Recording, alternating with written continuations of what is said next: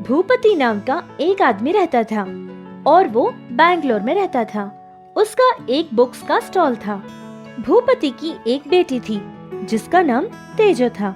तेजो के पैदा होने के कुछ दिन बाद ही उसकी माँ भगवान को प्यारी हो जाती है, जिससे भूपति ने उसकी बेटी को बहुत ही लाड प्यार से पाला था। माता और पिता दोनों का प्यार उसको भूपति ने दिया था। एक दिन की बात है कि भूपति के बुक स्टॉल के पास उसका एक पुराना दोस्त आ जाता है। अरे यार भूपति, कैसा है तू? बहुत दिन हुए तुझसे मिलकर। अरे यार माधव, तू आजा आजा यार, कैसा है तू? हाँ हाँ भाई, मैं भी बिल्कुल ठीक हूँ। मेरे बेटे को यूएस में जॉब मिल चुका है। 2 महीने में बस जाने ही वाला है। तो मैं सोच रहा था कि इन 2 महीनों में कोई अच्छी सी लड़की मिल जाए तो उसकी शादी कर दूंगा। अरे वाह, फिर तो देर किस बात की? तेरे बेटे की एक फोटो और उसका सारा इंफॉर्मेशन मुझे दे देना। मेरे जो भी फ्रेंड सर्कल में है सारे लोगों को कह दूंगा। अरे वैसे भूपति, तेरी भी तो एक बेटी है ना? अभी वो क्या कर रही है? अरे मेरी बेटी, उसने इंजीनियरिंग कंप्लीट किया है और अभी नौकरी की तलाश में है। अगर तुझे कोई एतराज नहीं है तो तेरी बेटी की एक फोटो और उसके डिटेल्स मुझे भेज देना। मैं अपने बेटे को दिखाऊंगा। अगर दोनों को एक दूसरे अच्छे लगे तो शादी कर देंगे। फिर तेरी बेटी भी तो मेरे बेटे के साथ यूएस चली जाएगी और जो जॉब उसको अच्छा लगेगा कर लेगी। देख यार माधव, जो तूने कहा वो तो ठीक है, लेकिन पहले मुझे मेरी बेटी से बात करनी पड़ेगी। अरे यार, मैंने ये कब कहा? तू पहले जाएगा और अपनी बेटी से बात करेगा। अगर तेरी बेटी को भी ये रिश्ता अच्छा लगा तो ही करेंगे। ठीक है, तू वो सब छोड़ और जो कलर्स वलर्स करते हैं ना, अरे वही ड्राइंग बुक होते हैं, वो कुछ दे देना। मेरे बड़े बेटी की जो बेटी है, कुछ दिनों से बहुत तंग कर रखा है मुझे उसने। माधव तो उसे जो भी किताबें चाहिए थी वो सारी की सारी लेकर वहाँ से चला जाता है। लेकिन भूपति जो कुछ भी उसके दोस्त ने कहा था उसी बारे में सोचने लगा और फिर शाम को घर पहुँच गया था। अरे वाह पापा, आज तो आप सही वक्त पर आ गए हो। मैंने अभी अभी पिज्जा बनाया था। जल्दी से जाकर अपने हाथ पैर धोकर आ जाइए। हाँ बेटी, ठीक है, मैं अभी आता हूँ 10 मिनट में। कुछ देर बाद भूपति अपने हाथ पांव धोकर आ जाता है और फिर मन ही मन ये सोचता है कि जो कुछ भी बातें उसके दिल में है वो सारी की सारी अपनी बेटी तेजू से बता देगा। लेकिन ये सारी बातें सुनकर तेजू उस पर गुस्सा हो जाएगी, ऐसा सोचकर वो बहुत डर गया था। लेकिन तेजू ने पहचान लिया था कि उसका पिता किसी बात से परेशान जरूर है। क्या हुआ पापा? आप कुछ कहना चाह रहे हैं ना? तो कह क्यों नहीं रहे हैं? कहिए ना जो आपको कहना है। हाँ बेटी, दरअसल मुझे ये समझ नहीं आ रहा है कि मैं तुझसे कैसे कहूँ। अरे आपको क्या हो गया है पापा? ऐसी नई नई सी बातें क्यों कर रहे हैं आप? मैं भला क्या समझूंगी पापा? कहिए ना आपको क्या कहना है। मेरा एक बहुत पुराना कॉलेज का फ्रेंड था बेटी, और वो आज हमारी दुकान पर आ गया था और कह रहा था कि उसके बेटे को यूएस में जॉब मिल चुका है। 2 महीने में वो जाने वाला है और वो ये भी कह रहा था कि वो लड़कियां ढूंढ रहा है उसके बेटे की शादी करने के लिए। तभी तेरी बात भी चल रही थी और उसने ये कहा कि अगर हमें मंजूर हो तो वो अपने बेटे की शादी तेरे साथ करने वाला है। मैंने तो इस रिश्ते के लिए हाँ नहीं कहा था बेटा, क्योंकि मुझे पहले तुझसे पूछना था। मैंने उससे भी यही कहा कि मेरी बेटी से मुझे बात करनी होगी। क्या? शादी? और वो भी मेरी?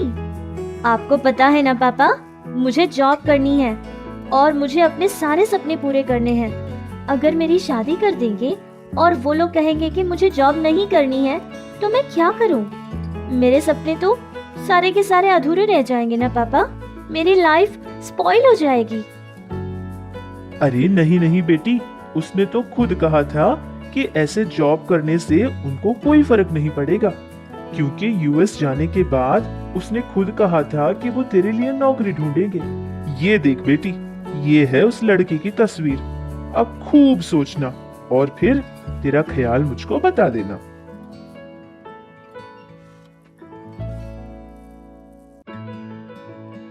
तेजो ने अपने पिता के सामने खुशी का इजहार तो नहीं किया था, लेकिन वो शर्मा कर वहाँ से चली गई थी।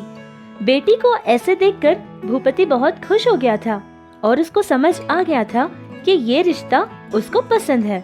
भूपति ने सोचा कि जैसे ही सुबह होगी वो अपने दोस्त को फोन में बता देगा कि उसकी बेटी तेजो को भी ये रिश्ता मंजूर है। हेलो माधव, मैं भूपति बोल रहा हूँ। अरे यार तू, मैं भी तुझी को फोन करने वाला था और तूने कर दिया। अच्छा, क्या बात है भाई? अरे यार, बात ये है कि कल तूने तेरी बेटी की तस्वीर और सारे के सारे डिटेल्स मुझे व्हाट्सएप किए थे ना। मैंने सब कुछ मेरे बेटे को दिखाया था। तुझे पता है, वो तो कहने लगा कि शादी करूंगा तो इसी लड़की से करूंगा। ये तो बहुत अच्छी खबर है यार। मेरी बेटी ने भी तेरे बेटे की तस्वीर देखी थी और उसको भी ये रिश्ता बहुत पसंद है। अरे वाह, ये तो तूने बहुत अच्छी खबर सुनाई यार। फिर तो हम जल्दी ही कुछ अच्छा सा मुहूर्त निकालेंगे और शादी की डेट फिक्स कर लेंगे। इस तरह दोनों परिवार बहुत ही खुशी खुशी शादी के लिए तैयार हो जाते हैं और किसी अच्छी मुहूर्त के लिए इंतजार करते हैं। फिर उनको पता चला कि एक हफ्ते बाद बहुत अच्छा मुहूर्त है। सारे लोगों ने एक हफ्ते बाद वाले मुहूर्त के लिए हाँ कह दी थी। फिर उन लोगों के घर शादी की तैयारियां शुरू हो गई थी। भूपति का बैंगलोर में कोई रिश्तेदार नहीं था और न कोई जान पहचान के लोग थे, इसलिए उनके गांव में उसकी एक बहन रहती थी। उसको उसने सहायता के लिए बुला दिया था और वो बहन उसकी बड़ी माँ की बेटी थी। उसकी बहन का एक बेटा था जिसका नाम धनुष था। वो भी उनके ही गांव में खेती किया करता था। धनुष एक किसान था, लेकिन मन का बहुत अच्छा था। वो भी अपनी माँ की सहायता करने के लिए बैंगलोर पहुँच जाता है। क्यों बेटा धनुष, कैसे हो? मैंने सुना है गांव में तुम बहुत अच्छी खेती करते हो, बहुत अच्छे किसान के नाम से जाने भी जा रहे हो। क्या ये बात सच है? अरे मामा जी, ऐसी कोई बात नहीं है। ये सब तो हमारे गांव के लोगों का प्यार है बस। कभी कभार उनके खेतों में मैं चला जाता हूँ और जिसको भी सहायता की जरूरत हो थोड़ी बहुत उनकी मदद कर लेता हूँ। तो बस इसीलिए ये सब ऐसे कहते हैं मेरे बारे में। ये तो बहुत अच्छी बात है।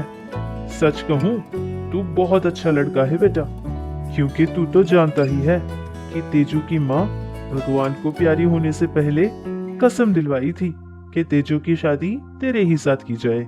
लेकिन अब तेजो अपने पसंद की शादी कर रही है। ये सब जानने के बाद भी तुम लोग शादी में हमारी मदद करने के लिए चले आ गए। सच कहूँ, तुम लोग बहुत अच्छे दिल के हो, बहुत। अरे मामा जी, आप भी ना, हम सब जानते हैं कि जब बुआ ने ये प्रॉमिस किया था तो ये तेजो को बिल्कुल नहीं पसंद था। वैसे भी मामा जी, जिसने हमको कसम दी थी वो खुद अब हमारे बीच नहीं है ना, तो वो कसम कैसी? आप इन सारी बातों की फिक्र करना छोड़ दीजिए। बस हम सारा फोकस तेजो के शादी पे रखेंगे और धूमधाम से उसकी शादी कर देंगे।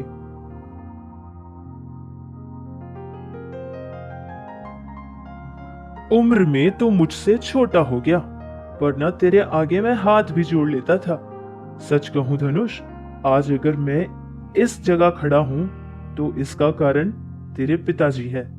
उनका एहसान मैं जिंदगी में कभी नहीं भूलूंगा। काश आज वो जिंदा होते। अरे मामा जी, ये सारी बातें छोड़िए ना, चलिए ना हम शादी के काम करते हैं। भूपति ने अपनी जिंदगी में जो कुछ भी कमाया था सारा का सारा उसकी इकलौती बेटी तेजो के लिए ही दे दिया था। अपनी बेटी की शादी को लेकर भूपति बहुत खुश था कि उस दिन रात को अचानक उसका फोन बजता है।